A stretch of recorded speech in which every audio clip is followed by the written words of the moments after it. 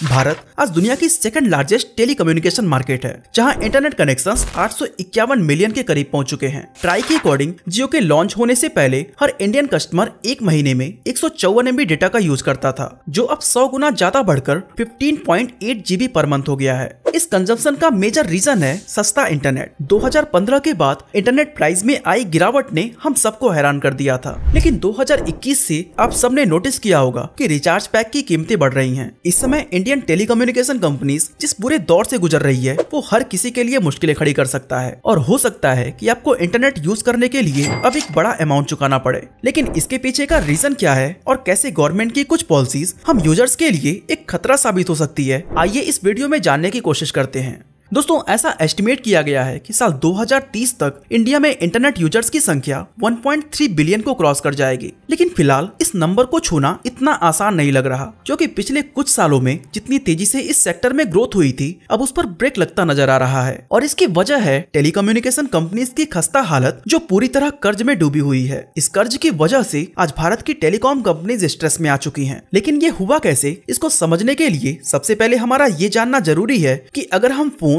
या इंटरनेट के जरिए कॉल और मैसेज करते हैं तो इसका पूरा प्रोसेस कैसे होता है और ये टेक्नोलॉजी किस तरह से काम करती है। दोस्तों, आज से करीब 30 साल पहले जब हमें किसी से बात करनी होती थी तो हम टेलीफोन का यूज करते थे, जिसके प्रोसेस में तब एक टेलीफोन से दूसरे टेलीफोन के बीच एक वायर बिछा होता था। लेकिन आज ये सारा प्रोसेस वायरलेस हो चुका है। बस हमें अपने फोन में नंबर को सिलेक्ट करके कॉल पे क्लिक करना है, जिसके बाद एक इलेक्ट्रॉनिक सिग्नल आपके फोन में मौजूद एंटीना तक पहुंचता है और ये एंटीना इस सिग्नल को इलेक्ट्रोमैग्नेटिक वेव में कन्वर्ट कर देता है। इसके बाद ये इलेक्ट्रोमैग्नेटिक वेव फोन के नजदीकी टावर के पास जाती है, बट उस टावर के पास कोई इंफॉर्मेशन ना होने से ये कॉल रिसीवर का पता नहीं लगा सकते। इसलिए हर सिटी के अंदर एक मोबाइल स्विचिंग सेंटर यानी कि MSC लगाया जाता है। MSC के पास सभी सब्सक्राइबर्स की जानकारी होती है और ये जानकारी MSC पर तभी स्टोर कर दी जाती है जब आप सिम कार्ड परचेज करते हैं। इसके बाद MSC नजदीकी टावर की मदद से रिसीवर को कॉल का रिक्वेस्ट देता है और इस तरह हमारी कॉल कंप्लीट होती है। और सबसे हैरान करने वाली बात यह है कि ये सारा प्रोसेस सिर्फ कुछ सेकंड का है। अब बात करें इंटरनेट की, तो ये भी काफी हद तक ऐसे ही काम करता है, लेकिन इसमें सिग्नल हवा में नहीं बल्कि ऑप्टिकल फाइबर केबल के जरिए ट्रेवल करते हैं।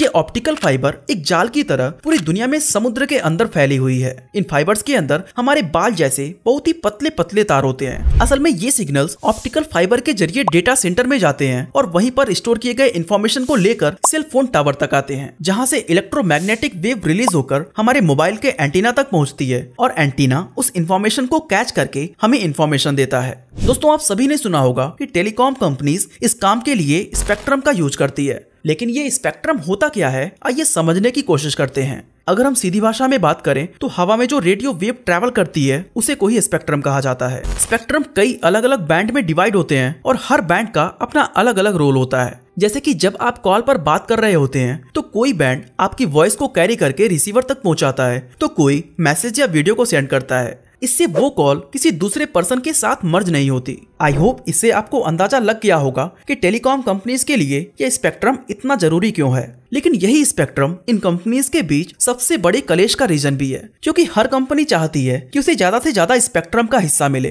ताकि वो ज्यादा लोगों को अपनी सर्विस प्रोवाइड कर सके। लेकिन ये एक नेचुरल रिसोर्स है जिसका पूरा कंट्रोल गवर्नमेंट के हाथ में है। अगर हम इंडिया की टेलीकॉम हिस्ट्री पर नजर डालें तो आपको जानकर हैरानी होगी कि बहुत ही कम समय में हमने एक लंबी दूरी तय की है। पीछे जाकर देखें तो हमारे पूर्वज कम्युनिकेशन के लिए तार का यूज किया करते थे, जिसे टेलीग्राफ कहा जाता है, और इस सर्विस की शुरुआत इंडिया के अंदर 1854 में हुई थी। साल 1882 के दौरान कोलकाता के अंदर फर्स्ट टेलीफोन एक्सचेंज स्टैब्लिश किया गया, जिसे तब एक बहुत बड़े रिवॉल्यूशन के तौर पर देखा गया था, क्योंकि इसकी वजह से इंफॉर्मेशन पहुंचाने का लंबा प्रोसेस अब मिनटों में कंप्लीट होने लगा था। लेकिन उस दौर में आम आदमी के लिए टेलीफोन का कनेक्शन पाना इतना आसान नहीं होता था। आज जहां एक घर में कई सारे स्मार्टफोन्स मौजूद हैं, वहीं उस दौर में गिने चुने लोगों के घर में ही टेलीफोन हुआ करते थे। उस समय बाकी के देशों में टेलीफोन्स तो वाइडली यूज हो रहा था, लेकिन इंडिया में ये इतनी तेजी से नहीं फैल पाया, जिसकी वजह ये थी कि telephone services completely British government के हाथों में थी और अंग्रेज नहीं चाहते थे कि इंडियंस टेलीफोन का यूज करें, क्योंकि इस कम्युनिकेशन का यूज अंग्रेजों के अगेंस्ट भी हो सकता था। इसलिए तब टेलीफोन का कनेक्शन गवर्नमेंट ऑफिशियल्स या कुछ खास इंडिविजुअल्स को ही दिया जाता था।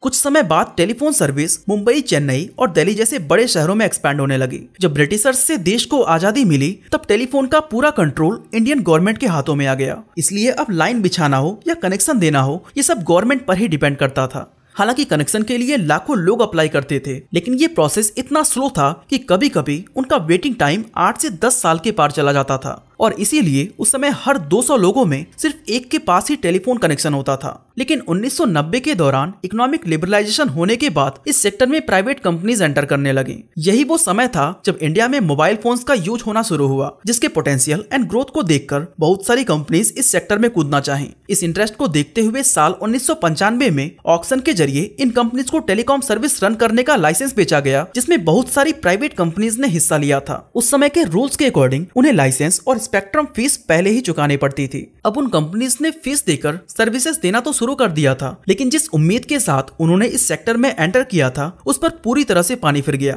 क्योंकि उन्हें वैसी ग्रोथ नहीं मिल पाई जो उन्होंने एक्सपेक्ट की थी। कंपनीज लॉस में जाने लगी और उनके लिए उस फीस को निकालना भी मुश्किल हो गया जिसे उन्होंने लाइसेंस या स्पेक्ट्रम राइट के नाम पर गवर्नमेंट को पे किया था। इसके चलते उन कंपनीज ने इस नियम का विरोध करना शुरू कर दिया और आखिरकार लंबी लड़ाई के बाद गवर्नमेंट ने इस रूल को बदलकर एक दूसरा रूल बनाया, जिसमें अब कंपनीज से पहले ही लाइसेंस फीस ना लेकर गवर्नमेंट उनके टोटल रेवेन्यू का एनुअली 8% चार्ज करेगी। इस नए नियम ने कंपनीज के लिए चीजें काफी आसान कर दी। अब उन्हें एक बार में मोटी रकम ना चुकाकर हर साल थोड़ा थोड़ा पे करना था, जिससे इनके ग्रोथ और एक्सपेंशन पर इसका नेगेटिव इम्पैक्ट नहीं पड़ा। और इन्हीं कंपनीज की वजह से इंडियन सेक्टर में एक बहुत बड़ा रिवॉल्यूशन आया, क्योंकि अब मोबाइल फोन और सिम कार्ड खरीदना काफी आसान हो गया। अब ज्यादा लोगों तक सर्विस प्रोवाइड करने के लिए बहुत सारे टावर्स और उसी तरह के इंफ्रास्ट्रक्चर की जरूरत थी, जिसके लिए कई बड़ी कंपनीज एक साथ मिलकर काम करने लगी।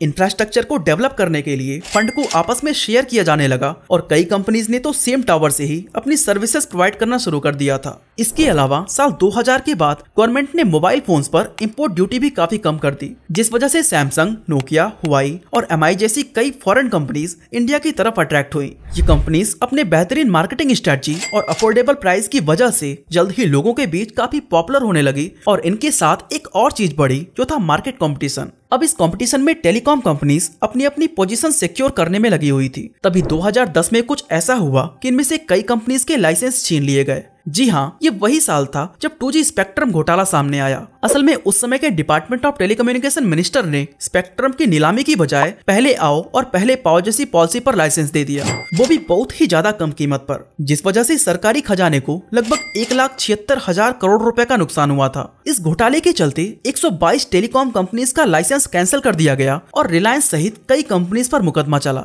इस स्कैम के होने के बाद वीडियोकॉम, एयरटेल, वोडाफोन, आइडिया और वर्जिन मोबाइल जैसी बड़ी कंपनीज अब मार्केट को रूल कर रही थी। लेकिन इनकी ये बादशाहत लंबे समय तक कायम नहीं रह सकी, क्योंकि साल 2016 में जियो ने मार्केट में एंट्री ले ली और इसके आते ही टेलीकॉम सेक्टर की परिभाषा पूरी तरह से बदल गई। दरअसल जियो के आने से पहले बाकी की कंपनीज के बीच एक बहुत ही तगड़ा कंपटीशन चल रहा था। ये कंपनीज एक दूसरे से आगे निकलने और ज्यादा स्पेक्ट्रम को खरीदने के लिए ऑक्शन में इतने बड़े अमाउंट का बोली लगा देते थे जिसे वो अफोर्ड ही नहीं कर सकते थे। साथ ही लाइसेंस फी के नाम पर इन्हें गवर्नमेंट को अलग से मोटी रकम चुकानी पड़ती थी। इस वजह से कई कंपनीज भारी लॉस में चली गई और उन्हें लॉसेस को रिकवर करने के लिए वो कस्टमर से हाई कॉस्ट चार्ज करने लगी। आपको याद होगा, जियो के आने से पहले सिर्फ 1 GB इंटरनेट के लिए ये कंपनीज हमसे 250 से 350 रुपए तक चार्ज करती थी। लेकिन जब जियो की एंट्री हुई तो इसने यूजर्स से ज्यादा इन कंपनीज को हैरान किया, क्योंकि जिस कॉल या इंटरनेट पैक के नाम पर ये कस्टमर से भारी भरकम रकम ले रही थी, उन सभी सर्विसेज को जियो ने फ्री कर दिया। इसका असर ये हुआ कि लोग दूसरी कंपनीज को छोड़कर जियो की तरफ स्विच कर गए और एक महीने के अंदर ही इसके 1.6 करोड़ से भी ज्यादा सब्सक्राइबर्स हो गए।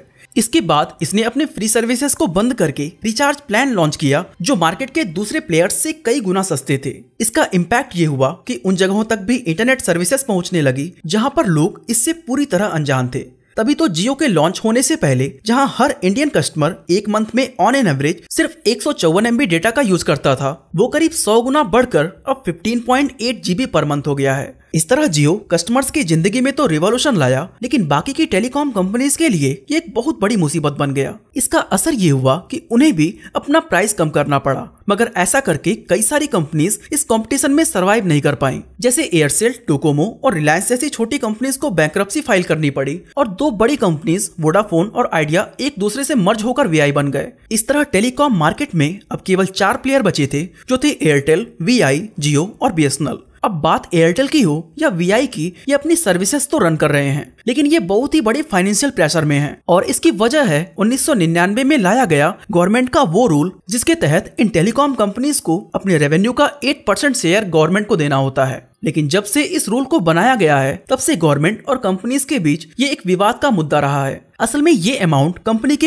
एजीआर यानी एडजस्टेड ग्रॉस रेवेन्यू के बेस पर लिया जाता है, जिसमें टेलीकॉम सर्विसेज और नॉन टेलीकॉम सर्विसेज दोनों का रेवेन्यू शामिल होता है। अब टेलीकॉम सर्विसेज में वॉइस, इंटरनेट, डेटा, वायरलेस और ब्रॉडबैंड जैसी चीजें आती हैं। वहीं नॉन टेलीकॉम सर्विसेज में इंटरेस्ट, प्रॉपर्टी, सील और रेंट शामिल है। इन कंपनीज का कहना है कि वो सिर्फ टेलीकॉम सर्विसेज से जनरेट होने वाली अर्निंग्स पर ही 8% लाइसेंस फी पे करेंगे और अभी तक इन्होंने पिछले 14 सालों से इसी के अकॉर्डिंग ही फी को पे किया है। इस चीज को लेकर काफी विवाद चला, जिसके बाद कोर्ट ने फैसला किया कि कंपनीज सिर्फ टेलीकॉम सर्विसेज के अकॉर्डिंग ही फी को पे करेंगी। लेकिन इससे गवर्नमेंट खुश नहीं थी और उसने हाई कोर्ट का दरवाजा खटखटाया।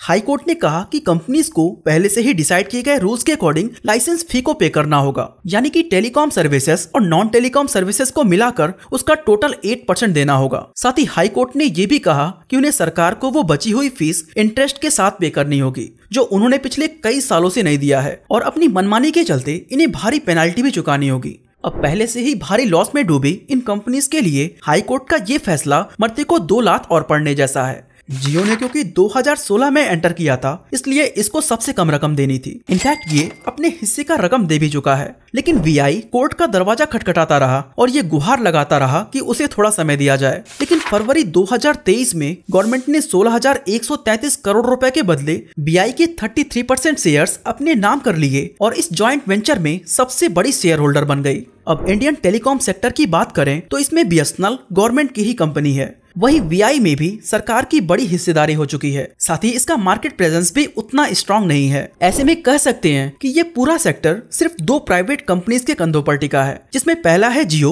और दूसरा एयरटेल। इन दोनों कंपनीज की डुओपोली पूरे टेलीकॉम सेक्टर के लिए एक खतरा बन सकती है, क्योंकि धीरे धीरे कंपटीशन खत्म होता जा रहा है और पूरी बागडोर इन्हीं दोनों कंपनीज के हाथों में आ गई है। फिलहाल अगर हम लाइसेंस फी, स्पेक्ट्रम या टैक्सेस की बात करें तो इन कंपनीज को अपना 58% रेवेन्यू गवर्नमेंट को देना पड़ता है, यानी हर 100 रुपए की अर्निंग पर इनके पास 48 रुपए ही बचते हैं, जिसमें ऑपरेशनल कॉस्ट और इस तरह के कई सारे खर्चे इंक्लूडेड हैं। इस सब के चलते कंपनीज के पास प्रॉफिट के नाम पर कुछ खास नहीं बच पाता। लेकिन जब इस सेक्टर में यही 2 कंपनीज होंगी तो ये अपनी मर्जी से जितनी चाहे रिचार्ज के प्राइस को बढ़ा सकती है, जो कंज्यूमर्स के लिए आने वाले फ्यूचर में बहुत ही बड़ी प्रॉब्लम क्रिएट कर सकता है। ऐसे में गवर्नमेंट को चाहिए कि वो अपनी पॉलिसीज और अपने रूल्स में बदलाव करके टैक्स की वसूली को कम करे, ताकि इस सेक्टर में नए प्लेयर्स एंटर कर सके और कंपनीज के बीच एक हेल्थी कंपटीशन बना रहे, क्योंकि 1 या 2 कंपनीज की मोनोपोली किसी भी सेक्टर में अच्छी नहीं होती। वैसे दोस्तों, आपका इस बारे में क्या राय है, हमें कमेंट करके जरूर बताएं। बाकी इसी तरह अगर आप जानना चाहते हैं कि एप्पल कंपनी कैसे दुनिया को बेवकूफ बना रही है तो आई बटन पे क्लिक करके वीडियो को देख सकते हैं। बाकी आज के लिए बस इतना ही।